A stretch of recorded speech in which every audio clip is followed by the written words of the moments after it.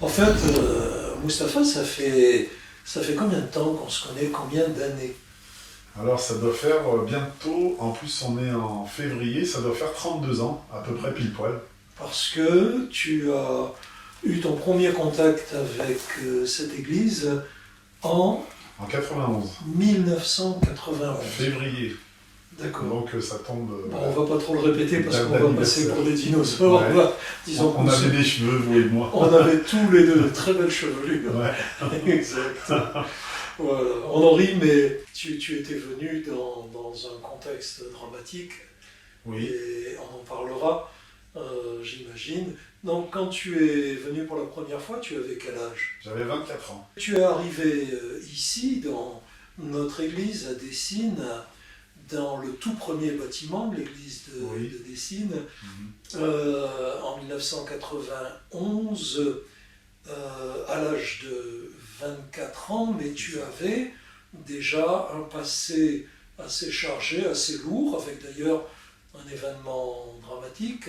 Je crois que vers la fin de ton adolescence, tu as eu un événement à la maison qui t'a marqué et t'a fait basculer dans un univers un peu plus dur que ce que tu connaissais jusque-là. C'est ça, c'est exactement ça.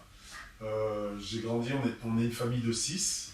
J'ai grandi dans un quartier, avec de bons parents, une très bonne éducation. Je manquais de rien. Et c'est vrai que très jeune, euh, j'avais environ 17 ans. J'aimais beaucoup mes parents et notamment ma mère. J'étais très attaché à ma mère. Je suis le dernier des 6. Et un matin, je me suis réveillé et j'avais l'habitude de voir ma maman déjà prête, déjà réveillée, etc. à la maison. Et elle n'était pas là ce jour-là. Et il y a un petit truc dans ma tête qui m'a dit c'est pas normal. Du coup, mon père était à la cuisine. Moi, j'étais dans la chambre en me disant c'est étonnant que ma mère soit pas réveillée. J'étais dans la chambre de ma maman et j'ai découvert ma maman qui était décédée. Et à cet âge-là, ça m'a mis un choc. Et ma mère, c'était vraiment le guide de ma vie. C'était la personne que j'aimais le plus. Et oui, psychologiquement, ça m'a vraiment atteint. D'accord, mais ça se comprend. Hein. Oui. Ouais, Vraiment, c'était très à dur. cet âge-là, 17 ans, très très lourd à affronter C'était très et dur. à assumer. Mais jusque-là, tu avais une vie à peu près normale. Tu allais à l'école, tu avais des résultats Voilà. corrects.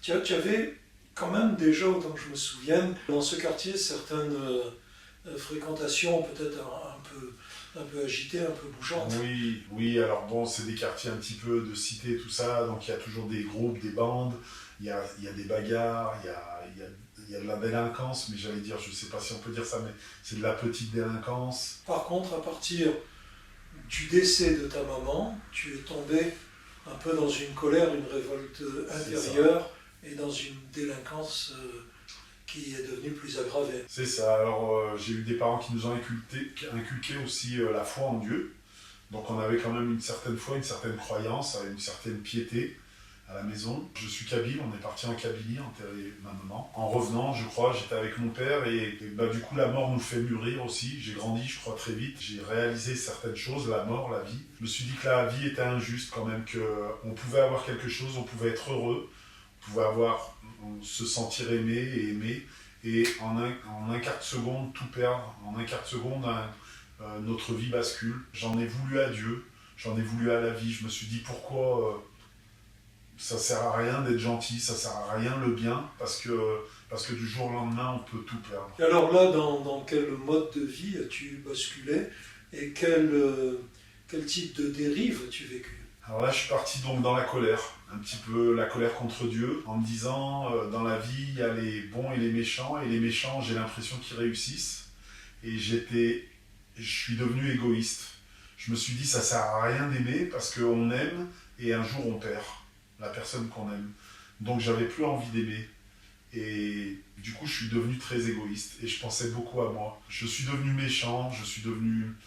c'est pas que j'avais pas de limites, j'avais toujours quand même des limites, mais je les repoussais toujours. Avec les copains, on grandissait, donc la petite délinquance devenait de la grosse délinquance, la moyenne délinquance. On avait de moins en moins de limites. C'est un peu l'époque où la drogue rentrait dans les quartiers. Ça commençait, maintenant je sais que c'est un petit peu naturel, mais dans le temps ça commençait à rentrer. Ma vie a changé parce que je me donnais de moins en moins de limites, parce que je m'en fichais, parce que pour moi j'avais perdu le plus important dans ma vie, et tout ce qui peut m'arriver derrière, ça m'importait peu. Dans quel type de délinquance as-tu basculé? Comme je vous ai dit, il y avait pas mal de bagarres quand même, de quartiers, parce qu'il y avait des groupes, etc. Le vol, on volait, il y avait pas mal de vols, la drogue, voilà, tout ce qui se fait un petit peu dans les quartiers, quoi. Mais toujours plus, voilà, en groupe, bon, c'était très malsain, c'était très malsain. Alors tout va changer parce qu'un soir tu rentres à la maison et là quelque chose bascule au niveau de ta santé. Qu'est-ce qui est arrivé quand tu es rentré, quand tu as passé le seuil de la maison? Bon, nous on faisait la fête tout le temps, mais là c'était un sujet de plus pour Noël, pour le jour de l'an, etc. Il y avait la drogue, il y avait l'alcool, et il y a eu beaucoup de tout ça, il y a eu beaucoup de mauvaises choses. Et je rentrais d'une soirée, on jouait aussi au poker, etc. Et je rentrais de cette soirée à la maison et je me sentais vraiment très très mal. J'avais une chambre qui était au fond du couloir et le salon qui était à l'entrée de la maison. Et je me sentais tellement mal que je me suis allongé sur ce canapé. Je ne pouvais même plus aller jusqu'à ma chambre. À un point que j'ai eu peur et que j'ai appelé mon père en lui disant « Appelle les pompiers parce que je ne suis pas bien ». Mais mon père, malheureusement, il avait l'habitude de me voir rentrer dans un très mauvais état. Donc il m'a dit oui, c'est comme d'habitude, dors et puis demain ça ira mieux. Donc il ne m'a pas pris au sérieux parce que j'avais une vie tellement mauvaise que malheureusement il avait l'habitude de me voir rentrer comme ça. Mais moi je savais que c'était pas pareil qu'avant, j'étais vraiment mal. Donc je me suis relevé, j'ai pris le téléphone et le docteur, voyant mon état, a dit il faut l'amener en urgence à l'hôpital. Et alors là, comment ça s'est enchaîné? Qu'est-ce qui est arrivé?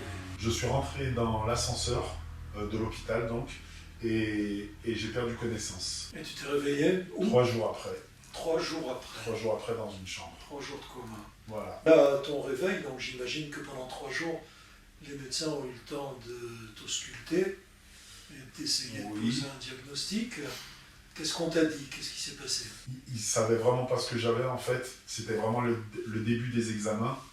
Ils n'avaient pas fait de gros examens. C'était le constat d'un jeune homme de 24 ans qui arrive, qui se drogue et qui boit et qui arrive chez nous, quoi. Et partant de là, on t'a fait des examens? On m'a fait des examens et je voudrais parler d'une personne. Elle s'appelle Marcel. C'est une dame de l'église. Elle est venue me voir pendant ce temps-là, à ce moment-là. Et elle m'a porté un évangile, l'évangile de Jean. C'est une partie de la Bible, du Nouveau Testament, avec un petit message dedans, en me disant qu'il fallait que je lise, il fallait que Dieu m'aime. Elle me disait que Dieu m'aime et qu'elle me disait qu'on se verra bientôt et qu'on boira un café ensemble. Mmh. Et faut savoir que moi, j'en voulais aux chrétiens avant. J'avais une autre religion, c'est ça. Et j'en voulais beaucoup aux chrétiens. Pour moi c'était presque, pas mes ennemis, mais presque, quoi. J'étais très négatif vis-à-vis des chrétiens. J'ai une petite histoire aussi parce que j'ai un grand frère qui s'était converti. Et pour moi, les chrétiens avaient volé mon frère. Mon frère, c'était mon grand frère, donc c'était celui vers lequel je regardais. Et il était autant délinquant que moi. Et quand il a changé, quand il s'est converti, je ne reconnaissais plus mon frère. Et vis-à-vis de la bagarre, il se battait plus, il répondait plus. Et pour moi, alors je l'avais pris comme ça à l'époque, je me disais, mais mon frère, c'est plus un homme, il se laisse faire. Alors j'en voulais beaucoup aux chrétiens.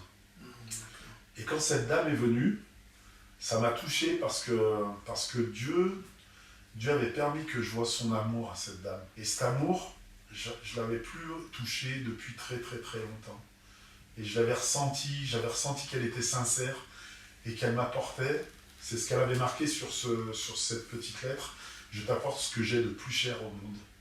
Et je l'avais réalisé, ça, qu'elle me donnait ce qu'elle avait de plus cher au monde. Et ça m'a touché. Et tu l'as lu, cet évangile de Jean? Alors c'était difficile parce que j'avais des examens en parallèle. J'ai commencé à le lire, mais un petit peu superstitieusement. Ah. Je me suis dit, tant qu'à faire, si ça peut me guérir, mais on m'aura apporté n'importe quoi. Je me suis dit, tiens, c'est un petit porte-bonheur, on va dire. Je l'avais pris un petit peu plus tôt comme ça, en me disant, c'est un porte-bonheur, et puis je vais lire un petit peu, et puis une magie va s'opérer, et puis ça va être positif pour moi. Et là, toi, le musulman, en lisant un écrit chrétien, j'imagine, ta perception. En plus, il y a cette dimension de la superstition. Mhm. Mais est-ce une phrase, un verset particulier t'a parlé, t'a interpellé? Au début, comme je disais, je le lisais un peu superstitieusement et en même temps, je voulais comprendre ces textes avec mon intelligence. Ce qui est presque impossible, mais je ne le savais pas à cette époque. Je voulais le comprendre avec mon intelligence. Et alors que c'est un message de Dieu, c'est un message spirituel, c'est un message plein d'amour. Et je voulais comprendre avec mon entendement, avec mon intelligence. Donc j'avais beaucoup de mal et je le reprenais toujours. Donc c'est chapitre après chapitre. Je reprenais toujours au début en me disant mais je vais comprendre et je voulais vraiment comprendre. Mais avec mon intelligence. Je crois que l'évangile de Jean, ça commence au commencement, était la parole était avec Dieu, la parole était Dieu, tout a été fait par elle, rien n'a été fait sans elle. Et j'essayais de comprendre la magie de ces mots un petit peu. Oui, tu es quand même... Mais j'étais aveuglé, j'étais quand même comme aveuglé. Mais tu as progressé dans cette lecture. J'ai progressé. Et alors, qu'est-ce qui t'a parlé vraiment au point de t'interpeller, quoi? Alors je voudrais dire qu'entre-temps, on m'a fait une ponction lombaire, pour chercher ce que j'avais un petit peu. Ça a été très très douloureux, surtout que la personne qui me l'a fait, c'était sa première ponction lombaire, donc elle m'a piqué 2 fois. Et là, au travers de plusieurs examens, on m'a fait un IRM aussi, bien sûr, du cerveau, etc. Et en parallèle, je lisais cet évangile, et en même temps, j'ai eu une très mauvaise nouvelle. J'avais une tumeur au cerveau. Le docteur est venu, il m'a dit, tu es jeune, tu es courageux, c'est comme si tu avais une grenade ou une bombe à retardement dans la tête. C'est une tumeur, elle grossit, et on te donne en gros 10 jours à vivre. À l'âge de 24 ans, tu as appris qu'il te restait 10 jours à vivre. C'est ça. Il me disait qu'on va essayer de faire des choses, mais dans le cas présent, c'est ce qu'il me donnait. Alors il voulait ponctionner, il voulait faire des choses, il voulait opérer, mais... Tentative de dernière chance, quoi. Voilà, c'est ça. D'accord. Ça fait un choc, surtout que avant ça, je menais une vie justement qui m'amenait à la mort, parce que je voulais plus vivre. Parce que je savais que la vie que je menais, elle valait rien. Je vivais de délinquance, j'avais perdu ma maman, et je voulais mourir quand même. Je m'étais dit, je veux mourir à 24 ans, j'avais pas envie de vivre plus longtemps. Mais quand il m'a dit ça, j'ai réalisé que... Il te reste 10 jours à vivre? Oui, j'avais plus envie de mourir en fait. Oui, j'avais... il y avait ce mur de la mort devant moi, à 24 ans, et je me disais, mais non, là j'ai réalisé que la vie était importante, et que je ne voulais plus mourir en fait, du coup, que c'était important de vivre. Et alors là, le décompte commence. Et tu continues à lire l'évangile de Jean. Je continue à lire l'évangile. Et qu'est-ce que tu y découvres? Un matin, je suis arrivé au chapitre 3, donc le Seigneur nous dit « Dieu a tant aimé le monde qu'il a donné son Fils unique, afin que quiconque croit en lui ne périsse pas, mais qu'il ait la vie éternelle. » Ça mérite d'être proclamé et reproclamé, oui, ça. Oui, Dieu a tant aimé le monde qu'il a donné son Fils unique, afin que quiconque croit en lui ne périsse pas, mais qu'il ait la vie éternelle. Ouais, c'est ça. Ça t'a parlé. Ça m'a parlé.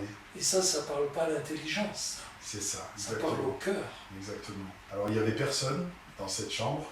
J'ai pas eu besoin d'un homme, d'une femme qui me parle de Dieu. On appelle la parole de Dieu, c'est une parole vivante.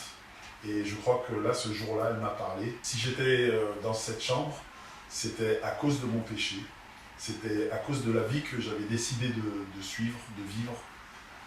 Et elle m'a parlé aussi d'un Dieu saint, d'un Dieu pur qui pardonne. Et d'un Dieu qui est mort à la croix pour moi. Et ce jour-là, j'ai réalisé que j'étais malheureux parce que j'étais mourant à 24 ans, mais c'était un choix que j'avais fait moi. C'était un choix de vie. Et Jésus, il était à la croix, il mourait aussi, mais c'était pour moi. Et j'ai réalisé ce grand amour pour moi, pour ma vie. Jésus a démontré l'amour parfait de Dieu. Magnifique. En donnant sa vie de juste, de pur, de saint, en tant que fils de Dieu, pour un pécheur. Ouais, c'est compliqué à comprendre quand on ne le vit pas, oui. Mais c'est une chose que j'ai vécue. Et ce jour-là, j'ai reçu le pardon de Dieu. Parce qu'il faut savoir qu'il est mort à la croix, Jésus, justement pour qu'on ait le pardon de Dieu et qu'on ait encore cette communion avec Dieu, qu'on puisse avoir une communion avec Dieu. Et ce jour-là, j'ai reçu le pardon de Dieu et Dieu m'a accueilli en fait dans sa vie, quoi. Tu te souviens combien de jours il te restait à vivre là? Il m'en restait pas beaucoup. Alors en parallèle, on voulait me faire, peut-être 2 jours après ou je sais plus, une artériographie. C'est une caméra un petit peu qui rentre dans l'artère et qui monte au cerveau pour savoir un petit peu la nature de la tumeur, l'endroit précis, etc. Et il faut savoir que à ce moment-là, j'ai rencontré Dieu. Alors déjà, j'avais plus peur de la mort. Je me suis dit, mais il y a cette chose qui a changé, qui était très importante, c'est que je me suis dit, maintenant, si je pars, je sais où je vais. Dieu vraiment a mis le salut, une conviction, c'était pas peut-être, c'était sûr, une conviction que si je partais auprès du Père. Tu as eu la conviction que ton passé a C'était été fini, pardonné. c'était fini, c'était fini. Et la conviction donc, de la vie éternelle. C'est ça. Si la tumeur t'emportait, C'est ça. tu allais auprès de Dieu. J'étais en paix. Autant, je vous ai dit, j'avais cette peur de mourir du coup, et là, je n'avais plus cette peur. J'étais en paix. Vraiment, vis-à-vis de la mort, j'étais en paix. Marcel était revenu me voir d'ailleurs, et alors, il faut savoir que cette tumeur me paralysait de plus en plus, et j'arrivais à peine à parler, et je lui disais, alors du coup, elle s'inquiétait, mais moi, je lui disais, mais je sais où je vais, et je suis en paix. Moi, pas du tout au courant de ces événements, personne ne m'en ayant parlé. Un certain dimanche après-midi, je suis en train de faire chanter, je suis sur l'estrade, je suis seul ce jour-là, et je vois la porte du fond de la salle en face de moi s'ouvrir, et 2 jeunes faire rentrer un autre jeune qu'ils soutiennent sous les épaules, dont la tête dodeline, les paupières sont à moitié des yeux et les pieds traînent derrière comme cela. Je suis assez fasciné par cette apparition en me disant ce pauvre jeune est en train de mourir. Que s'est-il passé entre-temps? Pourquoi est-ce qu'à ce moment-là, ce fameux dimanche après-midi, je te vois dès le début de la réunion arriver pour la toute première fois dans notre église? Alors ce qui s'est passé justement, et j'ai eu cet examen d'artériographie, et avant de faire cette artériographie, j'ai demandé au docteur si ça faisait mal, et il m'a dit ça fait un tout petit peu plus mal que la ponction lombaire. C'est rassurant. Voilà, c'est ça. Et du coup, j'ai fait une prière. Je ne connaissais pas Dieu, je connaissais Dieu en tant que sauveur, mais je ne le connaissais pas proche de nous, on va dire. Et j'ai dit, Dieu, permets que j'ai pas mal, permets que je ne souffre pas. Et en fait, je me suis mis sur cette table pour passer cet examen, et j'ai aucunement souffert, j'ai eu aucune douleur. Et du coup, c'était mon premier contact un petit peu avec ce grand Dieu qui est si loin et en même temps si proche. Et d'ailleurs, pendant qu'il faisait cet examen, j'étais supposé souffrir et avoir mal. Et du coup, vu que j'avais pas mal et que je savais que moi, c'était parce que j'avais prié, j'ai souri, j'ai même rigolé sur cette table d'opération. Et le docteur a eu peur en me disant qu'est-ce qui se passe? Le gars devrait souffrir et il rigole. Il a eu peur de toucher un organe peut-être. Oui. Voilà quoi. Ouais. Donc c'était mon premier contact un petit peu avec Dieu. Avec la réalité divine et sa proximité. Ça. Dans le sens où Dieu répond à la prière, dans le sens où Dieu nous entend. Oui. Prière spontanée d'un cœur qui ne cherche pas, mais qui crie à Dieu, quoi. C'est ça. Ma première prière, c'était dans cette chambre quand j'étais mal et que j'ai appelé les pompiers. Je vous ai dit que mon grand frère Ali, qui s'appelle Ali, était chrétien et il n'était pas à la maison, mais je me suis agenouillé devant son lit et je savais qu'il avait un Dieu qui l'avait transformé, mon frère, parce qu'il a vraiment changé de vie. Et j'ai dit, Dieu d'Ali, sauve-moi. En fait, je crois que c'est cette première prière que Dieu déjà a entendue. C'est ça. Le Dieu de mon frère, le Dieu d'Ali, il a entendu cette prière à ce moment-là. Alors moi, je me retrouve pour la première fois face à toi, ce fameux dimanche après-midi. Comment es-tu arrivé là? Alors, ils m'ont donné j'ai demandé de sortir un dimanche après-midi. C'est Marcel qui t'en avait informé? Voilà, c'est ça. Donc, elle est venue où elle m'a envoyé 2 jeunes de l'église qui sont venus me chercher à l'hôpital. Donc c'était ma première sortie, ça faisait 1 mois je crois que j'étais à l'hôpital à peu près. Et ils sont venus, comme vous dites, me porter et me mettre dans leur voiture et puis m'amener dans cette église où je n'étais jamais rentré. Alors là, les conditions étaient particulières et impressionnantes et dramatiques. Je vais peut-être te faire sourire, mais quand j'ai fini de faire chanter et que j'ai commencé à prêcher la parole de Dieu, comme dans nos réunions évangéliques habituellement, je t'observais et je voyais que les jeunes t'avaient installé au fond, et qu'ils étaient autour de toi, qui te soutenaient bien, mais que tu avais du mal. Et je commençais à pressentir que j'allais devoir prier pour toi. Eh bien, je criais à Dieu en disant, si jamais je dois prier pour lui, Seigneur, secours-moi, parce que moi, je suis incapable de guérir un pareil cas. Et voilà qu'au moment de la prière pour les malades, comme je l'avais un petit peu angoissé, j'ai vu les jeunes te porter et t'amener devant le pupitre pour le moment de la prière. Tu as été conscient de ces moments-là? Tu étais conscient là, à ce moment-là? Alors j'étais conscient, mais comme c'était la première fois que je venais à l'église, je réalisais pas trop ce qui se passait, j'étais un petit peu observateur. Mais ce qui m'a touché, c'est, je sais plus si vous vous rappelez, c'est les jeunes qui sont montés sur l'estrade et qui ont chanté. Ce jour-là, ils ont apporté un chant. Ce jour-là, ils ont apporté un chant, c'était un petit groupe, ils étaient, je sais plus, 20, 25, je sais plus. Et je les ai regardés et ils avaient beaucoup d'amour, beaucoup de joie, beaucoup de choses que j'avais pas. Et encore une prière pour Dieu, j'ai dit, je voudrais être comme eux, je voudrais chanter ton nom, je voudrais avoir cette paix, je voudrais avoir cette joie. C'était une prière que j'ai fait seul sur ma chaise dans mon cœur.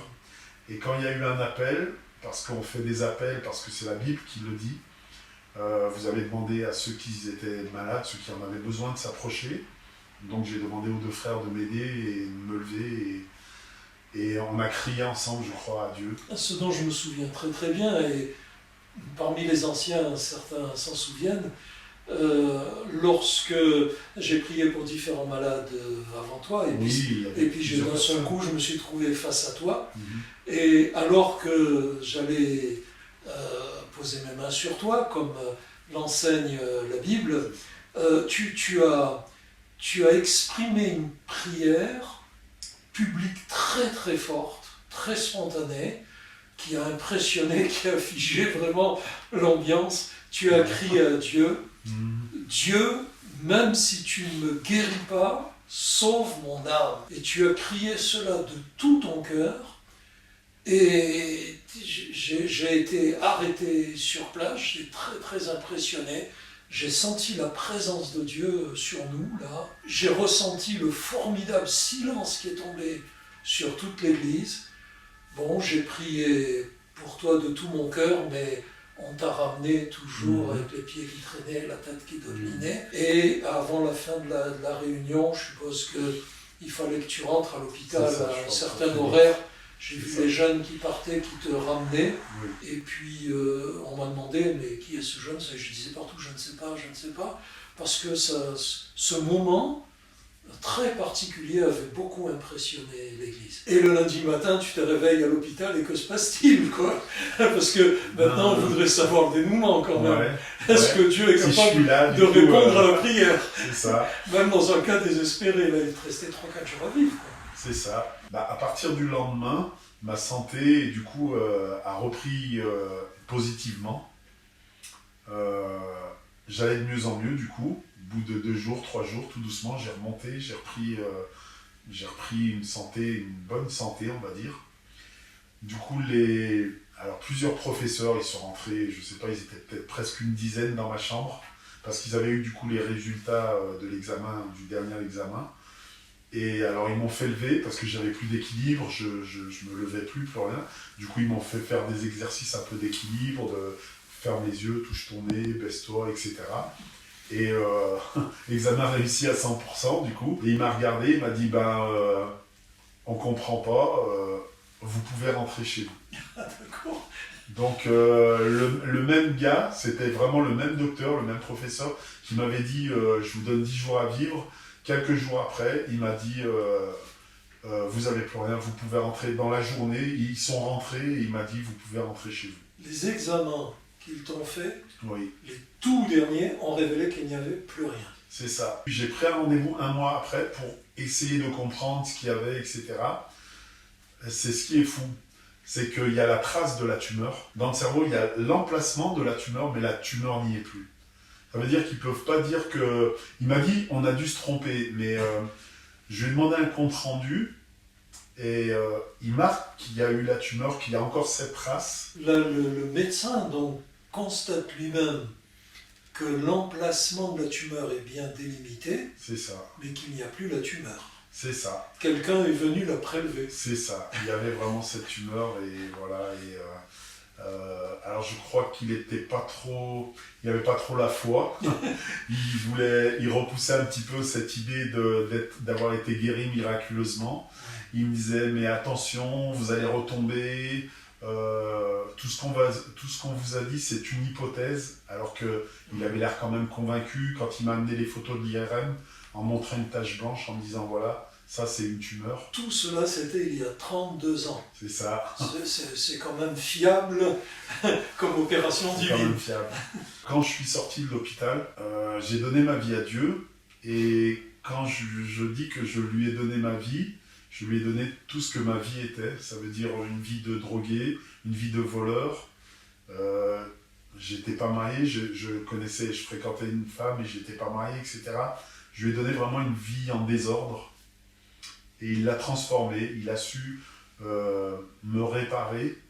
J'ai arrêté de boire, j'ai arrêté la drogue, j'ai arrêté les choses sexuelles qui étaient mauvaises pour moi, etc.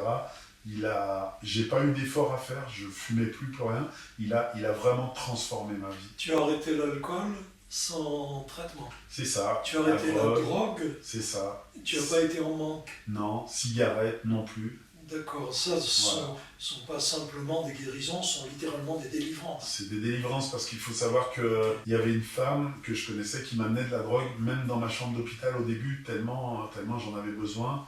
Et j'allais dans la salle de bain voilà, de l'hôpital. Et là, j'étais vraiment délivré par Dieu. Gloire à Dieu. Voilà. Alors tu as décidé de changer de vie. Oui.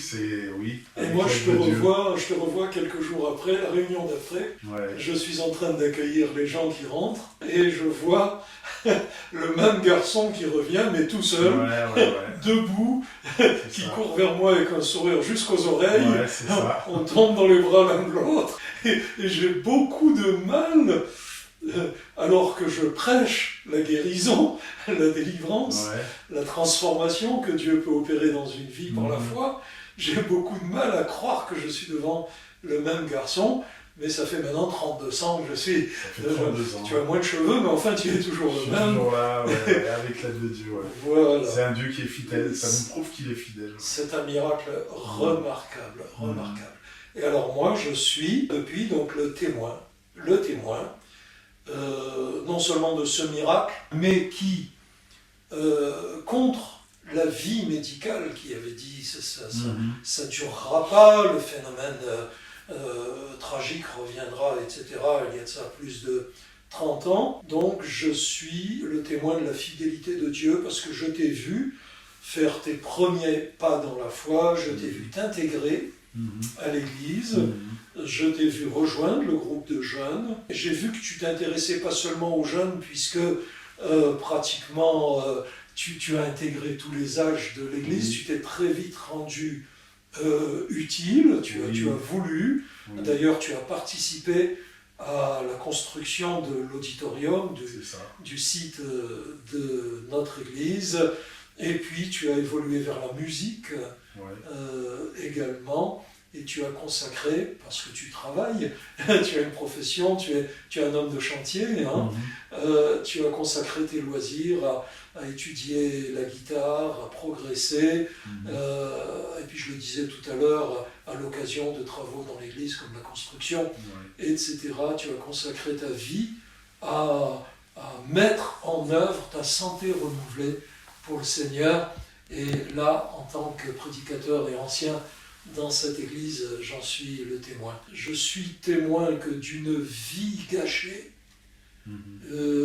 qui partait à la dérive et à brève échéance dans une éternité de perdition, Dieu a donné une vie nouvelle, et a transformé un délinquant en disciple de Jésus et en serviteur du Seigneur. C'est bien là la réalisation du verset de l'évangile de Jean, chapitre 3, verset 16, qui a changé ta vie. Dieu a tellement aimé le monde qu'il a donné son Fils unique, afin que Mustapha croie en lui, et qu'il ne périsse pas, mais qu'il ait la vie, et la vie éternelle.